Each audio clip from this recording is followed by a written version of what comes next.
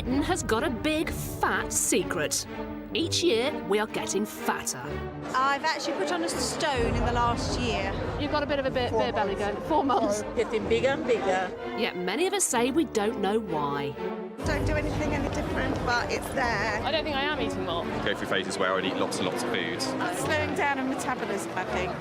We've got a theory about why people are putting on weight. We're secret eaters. We each make around 200 eating decisions a day. But studies show that most of these are made without even thinking.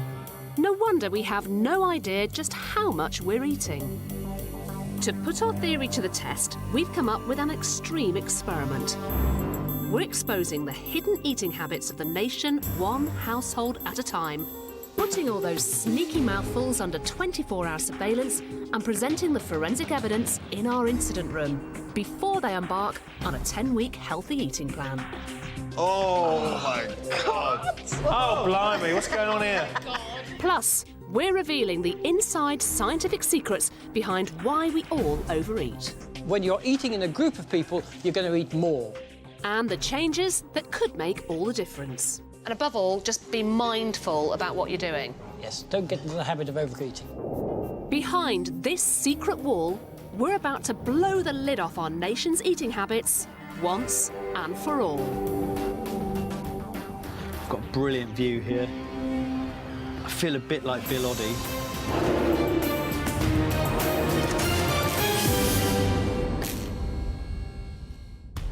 I'm a journalist, author and presenter, but most importantly, I'm a veteran dieter. I have literally tried every diet going to try and shift the pounds. And the one thing I do know, if you want to be successful, first things first, be honest about what you're really eating. And that's where our unique and extreme intervention comes in. We're putting the nation's eating habits under the microscope, using 24-hour surveillance to gather evidence of all those sneaky mouthfuls, treats and tipples that are making us overweight. Research suggests that awareness of exactly what we're eating is vital to changing our behaviour. So can today's household, the White Olivers from Northwood, use the evidence to kickstart a new, healthier lifestyle? Hi, I'm Craig from Northwood, and I'm currently 17 stone, which I understand is categorised as morbidly obese. I don't eat a lot, ironically, for my size, but you look at some of these people and they're eating all day, and you look and say, well, you know, I can understand why they're big. Craig lives with his partner Leanne. My name's Leanne. I'm 31 and I weigh 15 stone 9 pounds. I don't know what's causing my weight gain. I'm completely confused about what part of my diet is doing the damage. Craig and Leanne have a 13-year-old daughter, Ellie. My name's Elise, but most people call me Ellie. I'm 13 and I'm a student. I want a healthy lifestyle, but I also want just to be aware of what we're eating, what goes into our food. And I'm definitely sure change is going to come. Research shows that when groups eat together, if there's one big eater, then the others tend to eat more in their company. The White Oliver household is overweight, so are they also falling into the secret eating trap? Hi, how are you? Hello. Yeah, please come in, yeah. Thank you. So, how long have you guys been together? We've been together 14 years. Had Ellie quite quickly, within a year of being together, and moved in here 12 years ago. I was only just turned 18 when we moved in here and Craig was 23. And I think we've basically struggled with our weight since the day we moved in. We were kids with a kid in a house. We can never forget the day that they gave us the keys and we moved in. And, you know, we've got a cooker and, you know, bless my mother, looked after me, like, you know, all the time, and I never had to cook anything at home. Why do you want to change? Craig's health scare last year.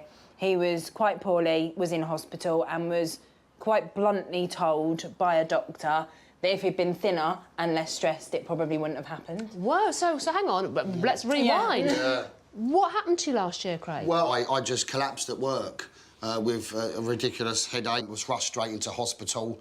And they told me that I had, after CT scans and MRI scans, that I had fluid on the brain. Categorically, the doctor said, one, obviously, was stress, and the other thing was my weight was just causing massive problems. It hit Ellie really hard, and Leanne, and I think that's the first time since we've been together, you know, the clockwork has worked and said, well, actually, what we are doing has serious consequences. We need to talk about Ellie, too. That is, yeah. Now, we want to change our lifestyle because we are ultimately responsible for what Ellie eats.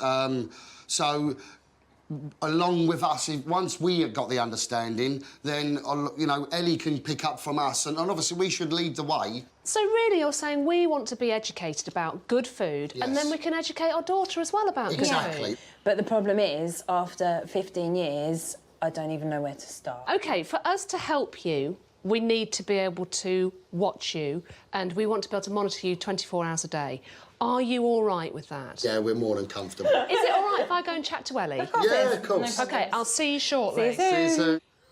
So fill me in a little bit on what your mum and dad are giving you to eat. So a typical family meal when you get in from school. Probably a takeaway because Mum really can't be bothered to cook, and it's all just about being lazy and not really trying and bothering. Do you like the food, Ellie, that your mum and dad give you? Whatever Mum and Dad give me, I'll eat. But I would prefer to have a home-cooked meal than a takeaway. What about for your mum and dad? Do you worry about what they eat? Because of my dad's health issues last year, I just worry that it might reoccur, and maybe if he lost a little bit of weight, it wouldn't be so bad. And I want my mum to be happy with the way she looks, and I want her to be healthy. And it's going to be easier because we're all doing it as a family, and we can all, like, support each other. With the White Olivers go-ahead, we're setting up surveillance cameras where the family prepare and eat food. Over 5 days, we'll catch every snack and every mouthful to find out what they're really putting into their mouths. But it doesn't stop there. What they don't know is that tracking Craig and Leanne's every move will also be two of the country's top private investigators, Cameron Gowlett and Duncan Mee.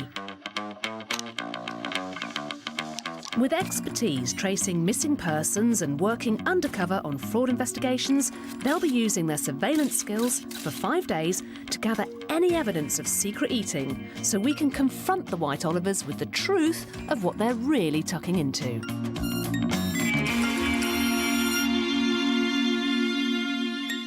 With a barbecue planned, Leanne's off to do a big shot with her brother-in-law, and our private investigators are on her tail. We've got activity on the drive. Right, well, I'm here already. Good. I've got one of the trolleys rigged up. PIs Duncan and Cameron have recruited a team of assistants to ensure they get a record of every item that Leanne buys, without blowing their cover. OK, they're in. Yeah, should we go and shop? Yeah, let's shop. British shoppers spent more than £90 billion in supermarkets last year. That's £1,500 for every single person. As for Leanne, she starts off well, heading straight to the fruit and veg section, but she doesn't hang around for long before hitting the aisles. 16 sausage is going to be enough, won't it? Any 3 for a £5. Everything Leanne picks, the PIs do as well, so they have a carbon copy of her shop. OK, we're getting celebration cakes of some sort.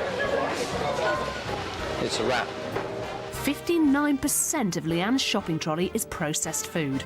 But is it her fault, or can supermarkets share the blame? Some supermarkets put the most profitable items at eye level, so they're easy to find. Unfortunately for your waistline, that normally means highly processed foods. Weekly essentials like bread and milk are usually found at opposite ends of the store, so more than likely you'll have to walk down the aisles past tempting promotional offers to get to them.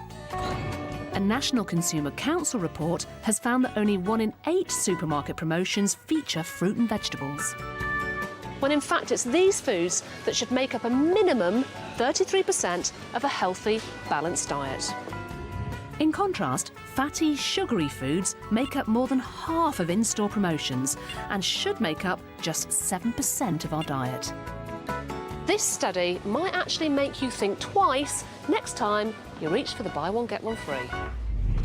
Leanne's trip to the supermarket is just the start of our evidence gathering. For the next 5 days, we'll be monitoring them 24 hours a day to find out what they're really eating. 4 in 10 obese people think they're a healthy size and think they have a healthy lifestyle. But the truth is, as a nation, we are getting fatter. And it's because most of us are overeating without even realising. Lovely jubbly. Craig and Leanne White-Oliver from Northwood have no idea why they're overweight. So, in a revolutionary new experiment, we're watching their every mouthful for 5 days. We've put CCTV cameras inside their home, and we're tracking them outside with 2 top private investigators 24 hours a day. We want to show the White-Olivers why they can't shift the pounds, so our round-the-clock surveillance is recording every nugget, every sausage and every takeaway. For tea this evening, Leanne's brought home a KFC. We had a Kentucky Fried Chicken. Mum had a little piece of popcorn chicken, gravy and chips. And Dad had chicken on the bone with chips as well. I had a chicken burger with an extra piece of a chicken strip that my dad gave me and chips. The morning after our family's fast food supper, P.I. Duncan gets his hands dirty gathering the evidence.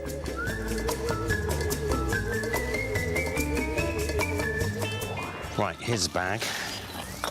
Let's see what there is. That's from the KFC. There's an uneaten bit. It's the corn on the cob. It's tangible evidence of what they've been eating in the very recent past. During 5 days of monitoring the White-Olivers' every move, PIs Duncan and Cameron have driven 200 miles. We're going to have to be really careful not to get spotted. Hidden cameras in bags, shopping trolleys and shirts.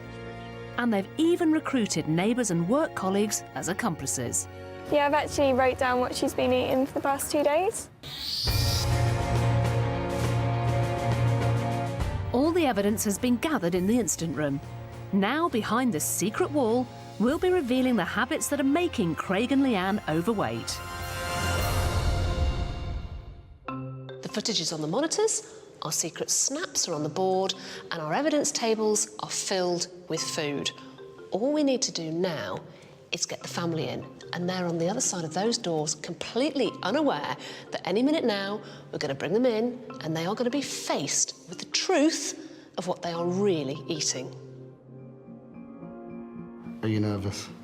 Not really. I told you last night, I was just like, whatever will be, will be. Hello, guys. Oh, my God. Hiya. Nice to see you. Come on, can we have a family hug, please?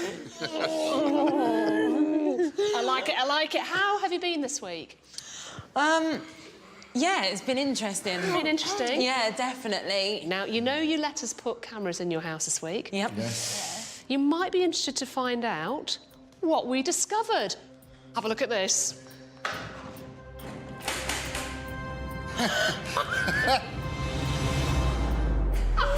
Oh, my God! Oh, my Lord. OK. Do you want to come on in? Let's go and have a look. Oh, look at the videos. Right. Have a look around. Recognise it? Oh, yeah.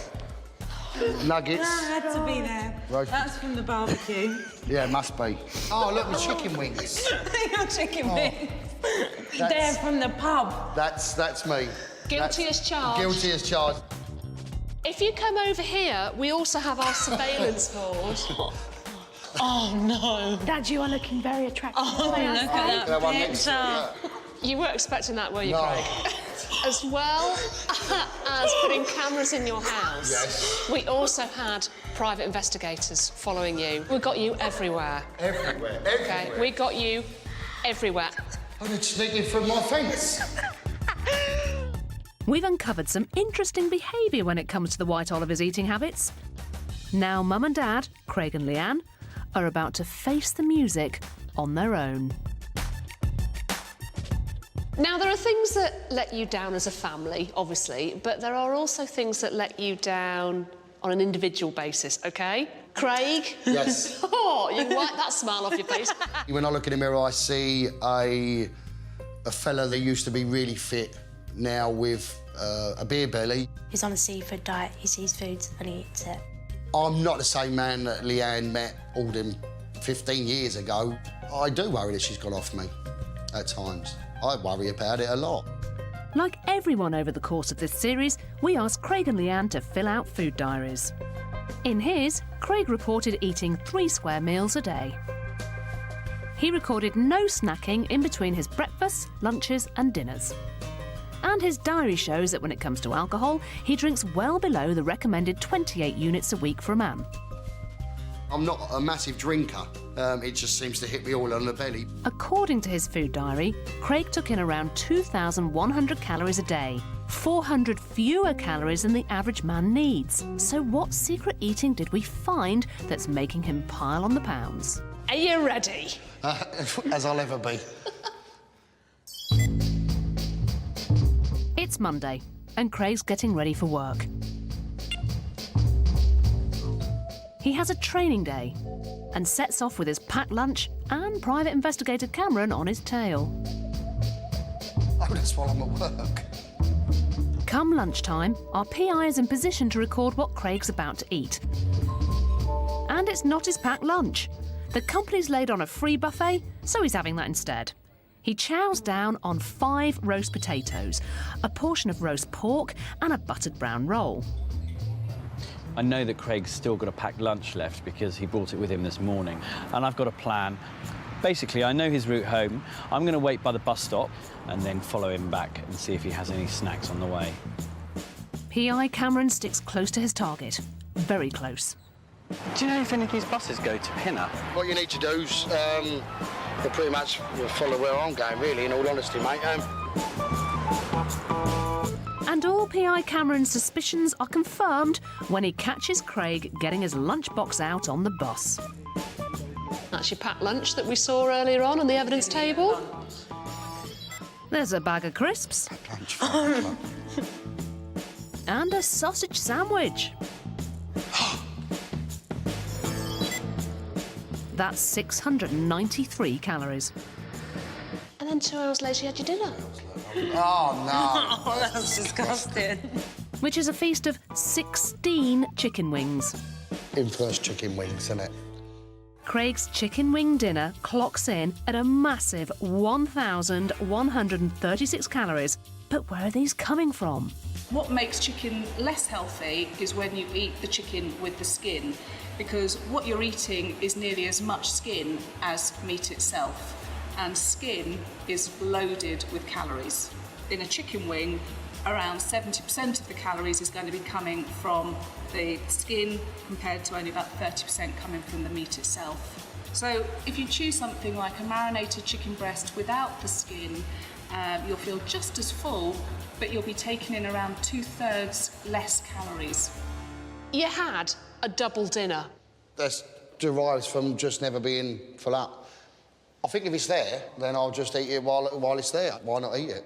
OK, so again, we're getting back to that. It's just mindless eating. If it's there, I'll have it. Yeah.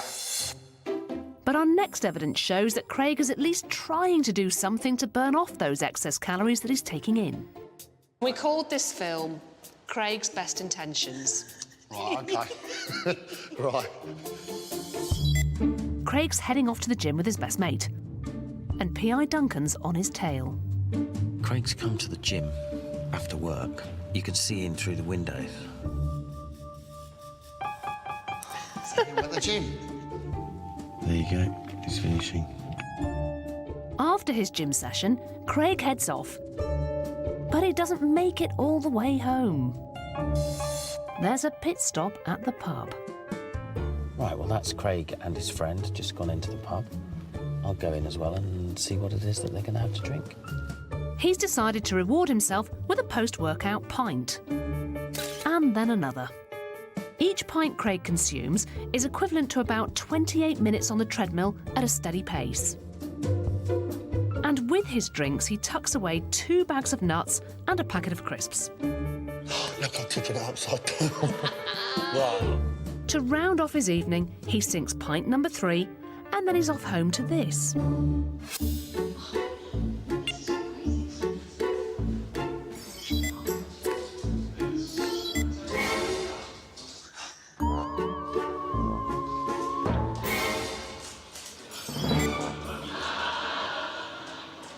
Actually, you got stuck in at the gym. You burned...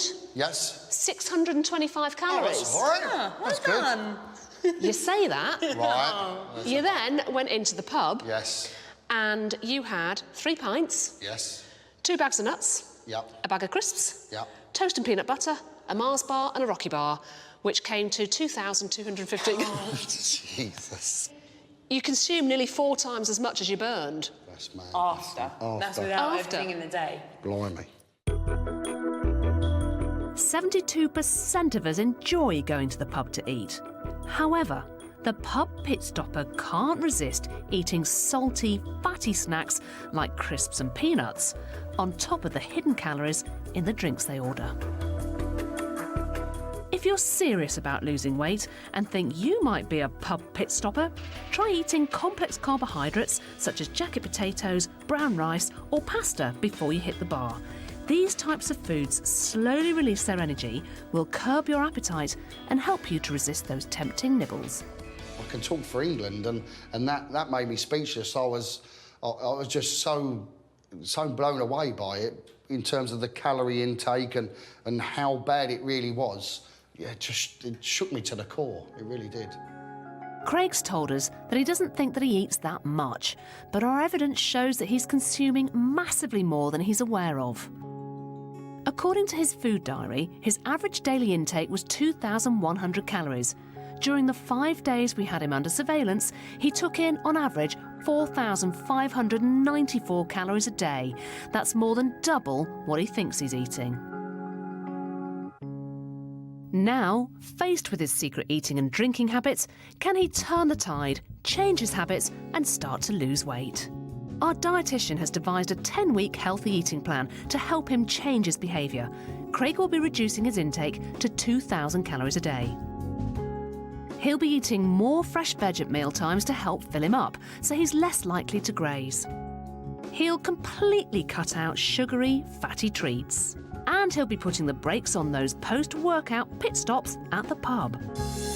But it's not just Craig who loads up at mealtimes. Our next piece of evidence shows that Leanne and Ellie are too. Let's have a look. Over the course of 5 days, our surveillance cameras picked up a trend in the White Oliver household. Each time the family eats together, Mum and Dad load up their plates with giant portions. What are you having? Same as you. And 13-year-old Ellie tucks into adult-sized meals too. Now, it's one thing for you guys as mum and dad, but you're kind of giving the same amount to Ellie as well, and she's much smaller than you are. 27% of children in the UK are overweight, and portion control is one of the contributing factors. Many of these children are eating adult-sized meals, but our stomachs are roughly the size of our own clenched fist. So if you compare a child's to your own, that'll give you an idea of the difference between an adult and child-sized portion. We also noticed another trend, that you like to share your sweet treats. Dad, Craig, is helping himself to a generous portion of chocolate cake. And when Ellie gets home after a long day at school, she gets the same size portion. Kiss.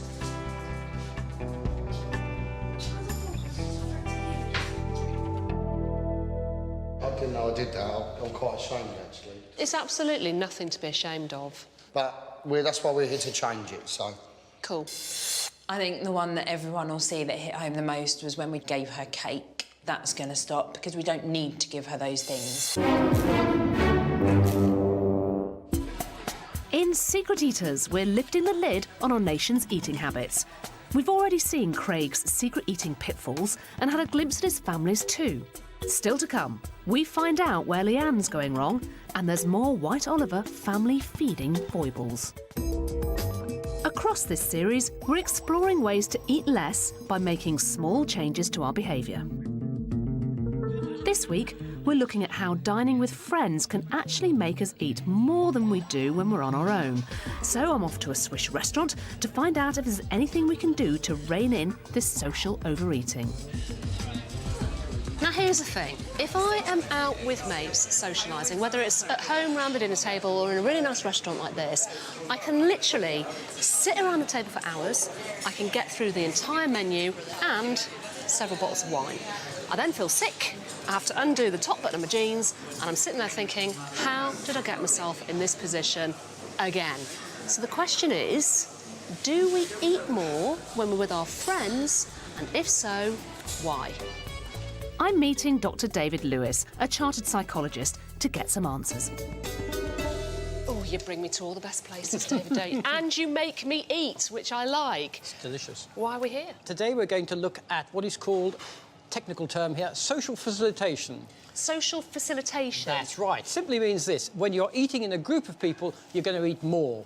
If you're a solitary Johnny No-Mate sitting by himself or herself having a meal, you're going to probably eat about 30% less than you would if you were eating with a friend, and about 96% less than if you were in a group of 6 or more. Good so Lord. just the presence of other people makes us eat far more. But why? Well, there are two theories. One is that because you're talking, you're drinking, you're enjoying yourself, so you spend more time at the table and therefore you spend more time, you eat more.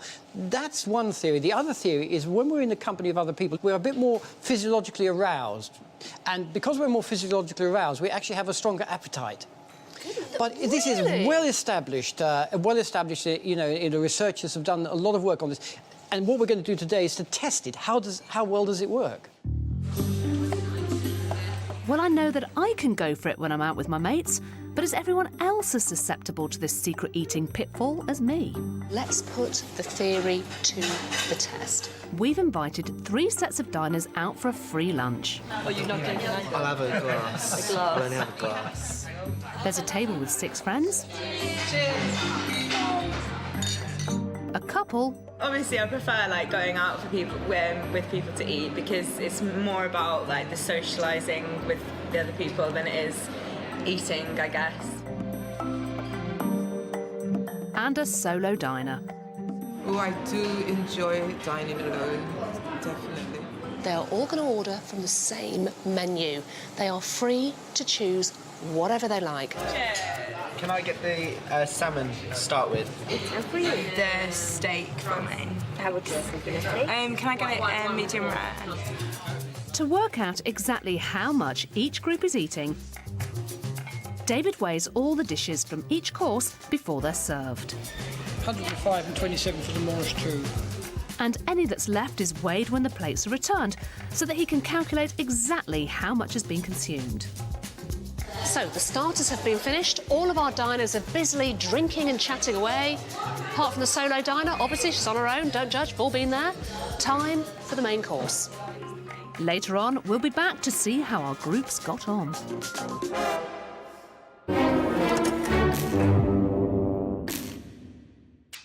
We've already looked at Craig's secret eating habits and had a glimpse at his family's. Now it's Leanne's turn to face the music. I know that I'm classed as morbidly obese, but I don't understand what it means, where it should be, and how to get it down. In the food diary Leanne filled in, she recorded skipping breakfast on all but one morning. I don't have breakfast, which I think is a good thing, because then I don't eat till later. When I do have breakfast, I want to eat all day. It makes me more hungry. Just one of her dinners was home-cooked. Her other suppers were eaten out at restaurants or were fast food takeaways. She also reported drinking approximately 2.5 litres of Diet Coke and knocking back 10 cups of tea. Despite all of this, her diary records she's only consuming 1,600 calories. According to our dietitian, that's 500 calories less than her body needs, so she should be losing weight. So where are these crucial extra calories coming from? Can you identify anything individually that you think might be a problem for you? cups of tea? Oh, yeah, 2 sugars in my tea. The 2 sugars and the cups of tea, let's see. 66% of Brits drink tea every single day, and 30% take sugar.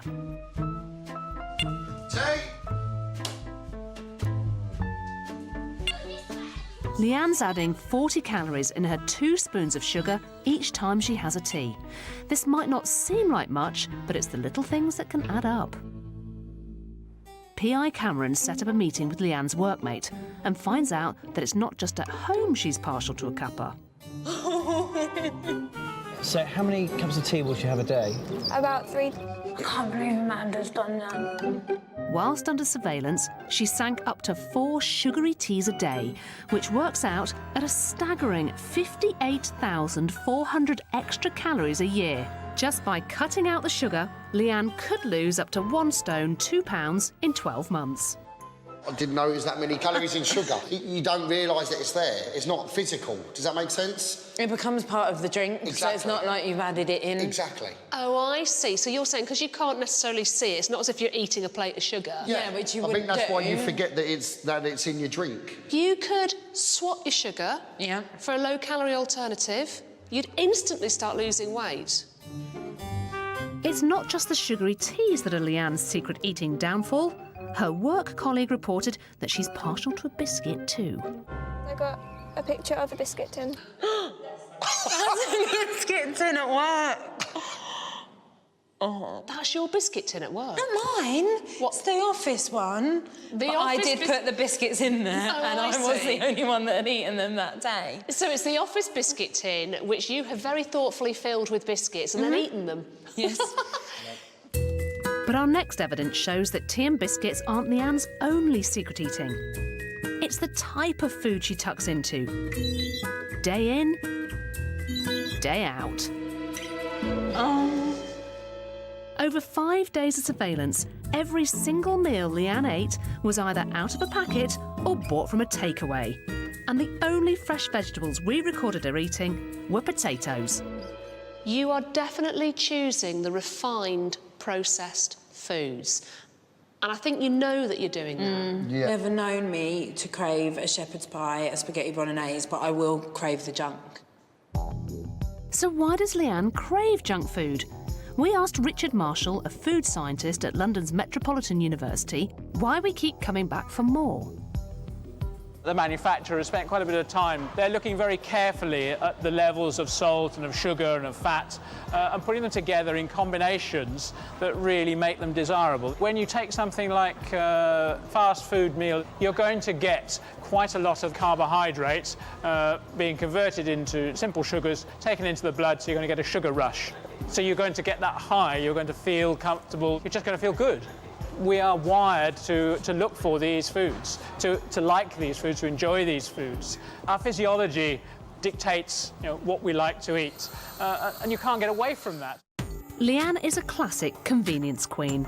These types of eaters aren't fond of cooking meals from scratch. They rely on ready, frozen and fast food meals for an instant fix. If you think you fall into this category, where convenience is king, or queen in this case, try cooking big batches of your favourite meals at the weekend and freeze them for quick and easy access later in the week. Go for healthier convenience foods like pre-prepared salads and pre-chopped veg, and choose ready meals from low-fat or healthy options ranges. The stark realisation of what you do laid out in front of you in the cold light of day is horrendous and has made me realise how bad it had got. And the fact there wasn't a single vegetable on there is just not acceptable. According to her food diary, Leanne was eating around 1,600 calories per day. But during her 5 days under surveillance, we recorded her taking in over 2,300. Now she's about to embark on a 10-week healthy eating plan on just 1,500 calories a day.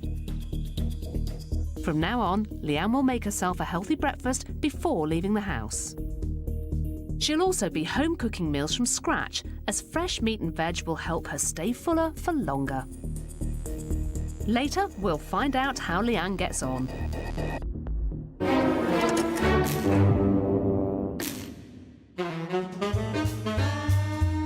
Earlier on, we set up an experiment to find out if we scoff more when we're eating in groups than when we're eating alone. And how many main courses are you going to be having today? 7. We invited 3 sets of people to lunch, a table of 6 friends, a couple, and a solo diner. Would you like something to drink? Some water. Thank you. Estilo sparkling? Sparkling. Each group could order whatever and as many courses as they liked. Dr. David has been calculating exactly what each person in each group has been consuming by weighing everything before it's eaten and after. And the results are now in. Our singleton ate and drank 1,189 grams in weight. Our cosy couple notched up an average of 1,262 grams each. That's around 6% more per person. Not a massive increase, so will the theory hold out for our largest group? Did they blow out? The overall message is that when they were eating with a group of 6, they ate about 70% more than when they were eating on their own, the person eating on her own. That 70% increase works out at over 2 kilos of food and drink per person on average. So it just shows how what we call social facilitation, the way in which when you're in a group of people, you tend to eat more. And this has definitely been shown with this study. If you're eating with other people, it's more about sort of the time with them and chatting and that kind of thing. So you want the meal to last longer. So the results are conclusive. We do more unconscious eating the larger the group of friends we're in. So is there anything we can do about it? So what would you suggest for people who maybe do want to watch what they're eating? Well, I would say generally be aware when you're eating with a group of people, you're entering a red zone, a danger zone. Just be aware there are risks and you may overeat. Don't give in to temptation. Resist perhaps that delicious gooey dessert. Have a coffee instead. The other thing I would say is watch the wine. Wine can be very, very high in calories and you know, you really want to cut that down. And I suppose the final thing is if there are breads or appetizers on the table, you're sitting down, you're about to eat, you're quite hungry, so you kind of eat a lot of the bread, eat a lot of the olives, whatever they're giving you away. Try and avoid that because that puts calories into your body which you don't really need. And above all, just be mindful about what you're doing. Yes, don't get into the habit of overeating. I'm mindful of the fact that you and I haven't actually eaten today. True. Shall we? Absolutely. Let's Glass go. of water, salad, no bread, no wine. Sounds delightful. The final piece of evidence we've gathered shows the White Oliver family is prone to a classic secret eating downfall. The wonderful thing about you guys as a family is that you really are sociable. All your friends and family come and join you to eat. You do see it as party time, and that's a fantastic thing to see. Unfortunately, you're then sort of going down the road of not eating particularly healthy food when you do get everybody together. Yeah. So let's take a look, and you might be surprised to see a couple of infiltrators in this. Yeah, who may have helped us slightly. Oh. PI Cameron's seen on the surveillance cameras that the White Oliver family is about to have a barbecue. There aren't any cameras in the garden, but our PI is a man with a plan.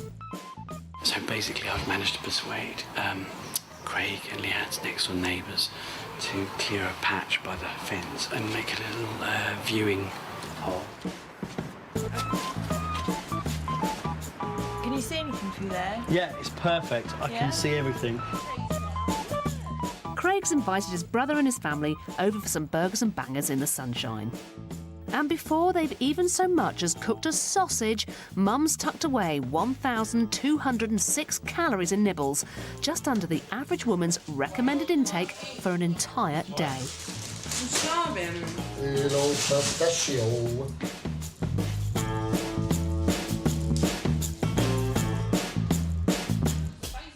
Just like Mum, Ellie also got stuck into the pre-barbecue snacks. I don't like the dips, but because you just don't feel like you're eating anything, do you? But Dad was even worse, shoveling a gargantuan 2,530 calories into his mouth. I've got a brilliant view here. I feel a bit like Bill Oddie. Before tucking into the main course of burgers, chicken wings and spare ribs from the barbecue.